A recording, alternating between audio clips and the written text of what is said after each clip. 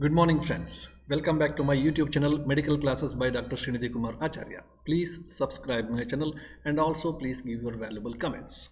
So, we were discussing about history taking. So, continuing the same, now we come to the real part of a history taking. Okay. So, in this condition, what we are in this particular class, what we are discussing is some of the basics of history taking. Now, the first part in the history taking is vital data. Okay, so total history taking will be divided into vital data, history proper, and afterwards physical examination, general examination, etc.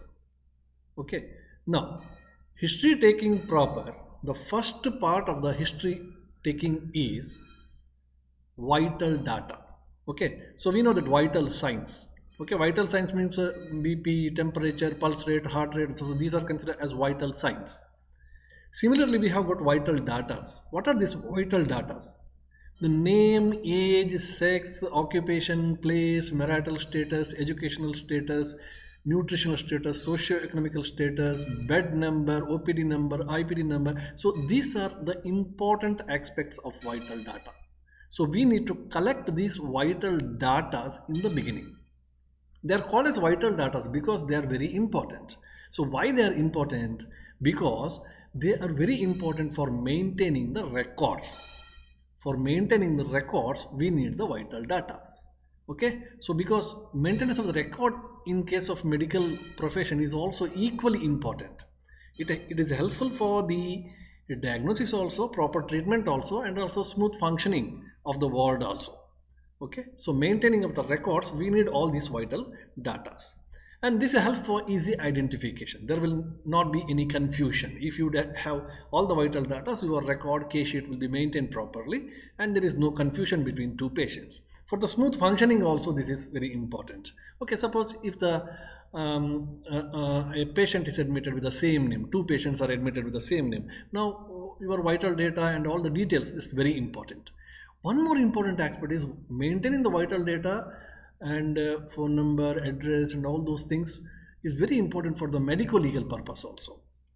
For the medical legal purpose also, it is very important. For the documentation also, this is very important. Sometimes these vital data are also useful for the diagnosis. Sometimes the age of the child may give some of the information, sometimes sex of the child, sometimes place, sometimes occupation. Okay, marital status and nutritional status, economical status.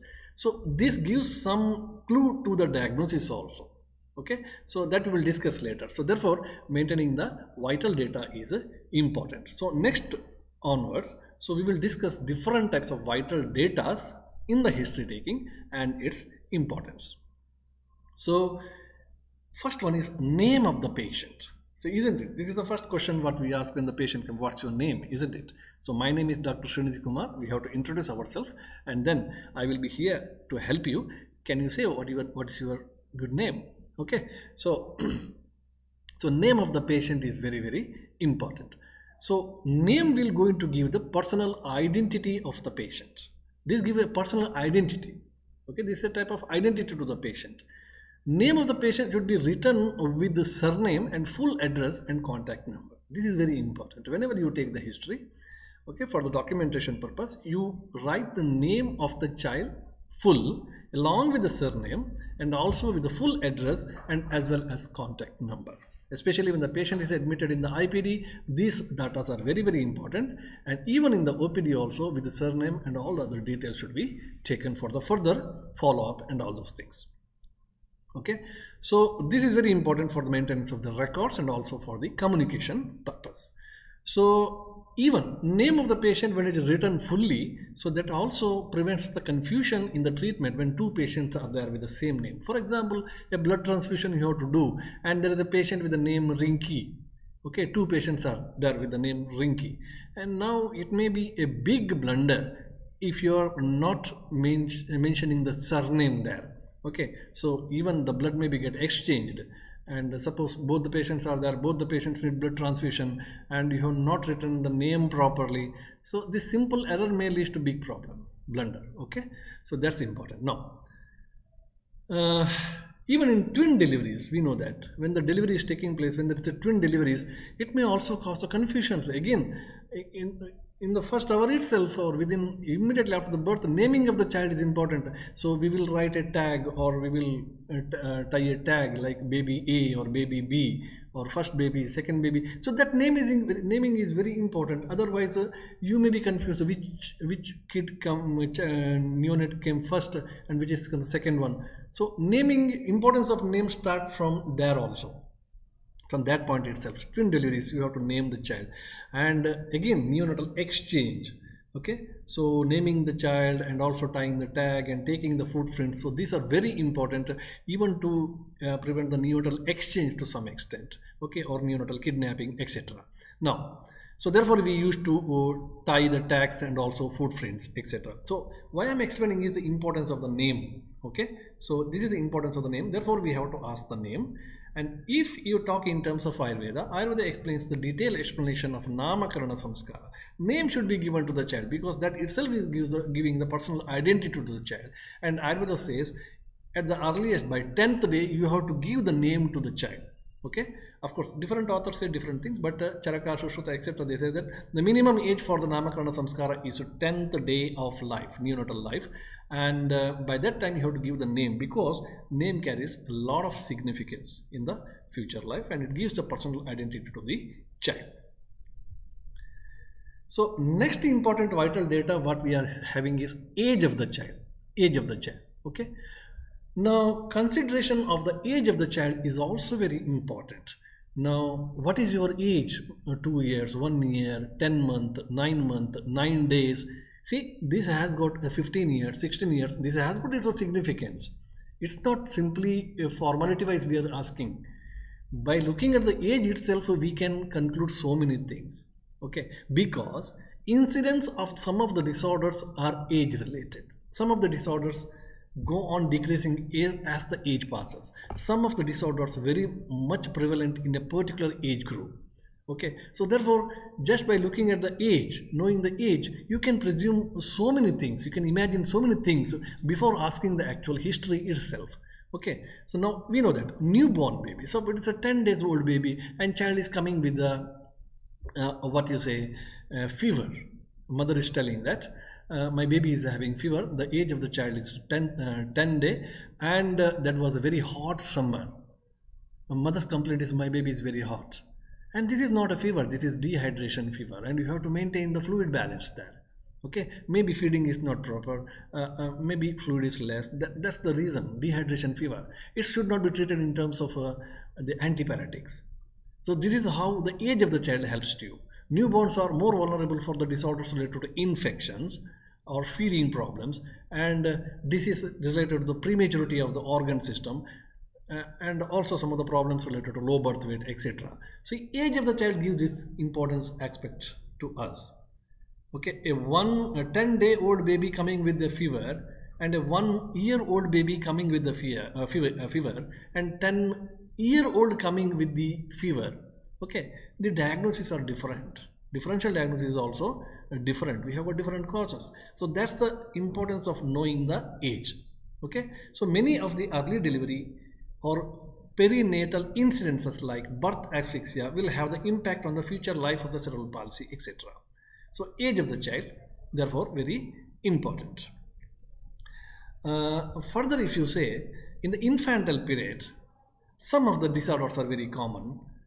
In the early neonatal period, what we say, and in the late neonatal period, toxic erythema, feeding problems, physiological jaundice, okay, or then obstruction of the nasolacrimal duct, and then some of the skin infections, okay, and regurgitation, aerophagia. So these are some of the common problems which is encountered during the early newborn period. But as the age passes, okay, in the toddler age group, these are less common. See, even in the neonatal period also, age of the child and day of the child is also important. First day, second day, third day, fourth day, etc. Why? Because if you take the convulsions in newborn period, the cause of first day convulsion is different, second day convulsion is different, third day convulsion is different. So even age and hours, okay, that is also very important. That is also important. For example, septal seizures, hypothermia. Okay, so these are very important issues. So not only age, the day is also important when you talk about newborns. Okay, and even hours, it should be written in terms of hours. Okay, so 24-hour old, 48 hours old, like that. Okay, so now in the toddler age group we have different issues. Recurrent respiratory tract infections are common, worm infestations are very common, foreign body aspiration is common. A 2-year-old baby coming with a sudden onset of cough, according to mother. He was playing normally and there is sudden onset of cough. It was 10 minutes before he is playing normally, and now it is sudden onset of cough and choking. You ask the age of the child. Age of the child is 3 years or 2 years. The first thing which comes to your mind is it is a foreign body inhalation. Whereas a sudden occurrence of cough in a 10-year-old boy, the diagnosis is different. So that is the importance of age. Age-wise, so many things. Nephrotic syndrome, the most prevalent age start from the 5 years, 5 years to 10 years. Okay, some of the congenital hemolytic problems, the prevalent age will be too less. Okay, some of the perinatal infections, torch infections may manifest in the child in the early part. So therefore, consideration of the age of the child, and accordingly we have to think. Accordingly we have to think. So it's not a simple formality that we are asking the age. Age has got its importance in the history taking. A school-going child, suppose, so he has got the more common problems in anemia, the nutritional problems, academic stress, etc. Okay, a 10-year-old boy who is school-going and his complaint is every day he has got headache. Okay, and a 20-year-old person having headache, the causes are different. In the 10-year-old, it is academic stress may be the problem. In 20-year-old, he may be having some other problems, maybe sinusitis like problems. So now, therefore, this or it may be migraine. Therefore, age of the child is very, very important. School-going age, common is anemia, nutritional problems, etc. Once you come to the adolescence age, the problems are more regarding the behavioral issues, personality issues, etc. Okay, so you have to think likewise according to the age of the child. As the age advances, the problem related to adolescence and the hormonal influences of the puberty and psychological and personality disorders are more. But in the earlier age, these problems were not there. In the earlier age, the problems related to nutrition or feeding or stress factors, etc. But once you come to the adolescence period, the problems, category of the problems are different. So therefore, age is important. Ayurveda also says that age is important consideration in the history taking. Why? Because balo vivardate shleshma, madhyame pittame vachaha. Isn't it? In the Balyavastha, it is a shleshma which is dominant. But that particular shleshma is responsible for the growth and development of the child. And that has to be taken care. That shleshma is responsible for the immunity of the child. In the initial part, in the beginning part, this particular immunity is not stable, it is unstable. So therefore, age of the child is important here for the consideration. Okay. Then, again it is told that Balya Avastha is considered as a stage of the immaturity. Okay, asampurna dhatu bala. Okay, so therefore tolerance capacity is less. Okay, he cannot do the strainful activities. So disorders may be because of that. Okay, that has to be considered. Okay, that has to be considered. Now again, we have Kshirada, Kshirannada and Annada as the three types. Okay, in Kshirada the problems are different. In Kshirannada problems are different. In Annada problems are different. Okay, so 1 year, 2 year, 3 year old. So this age is again very important. In Kshirannada Avastha, the problems are more related to the Agni because Agni is unstable. Okay, Anavasthita Agni is there in the Kshirannada Avastha. So Agni is related to, problem related to Agni will be more. Okay, once the Annada is there, then the different problems. In Kshirada, feeding problems are more. Okay, and Annaprashana, Phalaprashana, and feeding problems are of major concern in the Kshirada Avastha. So like this, if you see in the contemporary science and also in Ayurveda, age has been given more importance. Okay, then if you see in the different aspects of Samhitas, parts of Samhita, so always they say when you consider the patient, Vaya, Dosha, Bala, Agni, Koshta, etc. should be considered.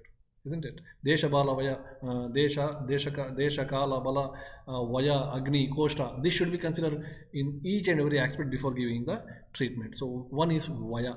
Okay, according to different age, the prevalence of the disease will go into change.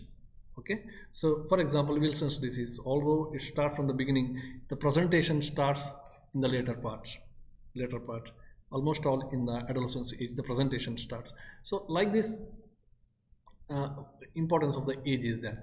So many congenital problems, chromosomal problem, they may be there from the beginning itself, but it take its own time for the presentation of the symptoms.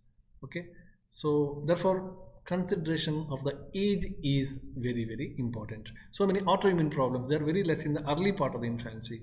Okay, early part of the life, but later onwards they may emerge out.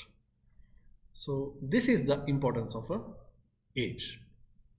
Another is age of the child is also important for the uh, fixation of the dose as for Ayurveda. Now this is very important aspect. So why I am telling this, Ayurveda, the medications are not given by considering the weight of the child or surface area of the child, or that methods are not followed in Ayurveda. So Ayurveda always decides the medicine according to the age. If you look into Sharangdara, Vaishyajaratnavali, Charaka, Sushruta, wherever, when they talk about the dosage of the medicine, they will not go by the weight method or some other surface area method. So they always talk about according to the age, this particular age, this much of rati or masha amount of medicine has to be given. For that purpose also consideration of the age is very very important. Again, Ayurveda also says that Agni Bala and Deha Bala, then tolerance capacity and effect of medicines will go into change as for the age. Okay, as for the age, after 16 years we have to follow the same dosage of adults till the Vruddhavastha, like that is told. And till then 16 years we have to increase one masha every year. So different calculations are given. One of the video I have already done. The dosage in Ayurveda and pediatrics. Okay, so now Kshiranada stage, Agni of the child is less. We have discussed this. So Ayurveda also consider Garbhavastha under the age. What Kashyapa says is Garbhabala Kumarakyam. So age, according to Ayurveda, it also starts from the intrauterine period itself. Okay, this is one of the beauty of Ayurveda. It also considers the Garbhavastha under the age group. So what are all these references I am telling? So that gives the importance of age, okay, in the history taking. So therefore simply it is not asking the age of the child, and we have to think once the age is given, age of the child is 2 years, then suddenly you should think all the possibilities which are present there. Okay, so this helps to fix the dosage, helps to identify some of the common vulnerable conditions, so age wise prevalence. So like this, by just taking the age we can find out all these important clues. Thank you very much. Again we will meet with another class, but don't forget to subscribe my channel. Please give your valuable comments also. We will meet in another class of history taking. Thank you very much. Thank you.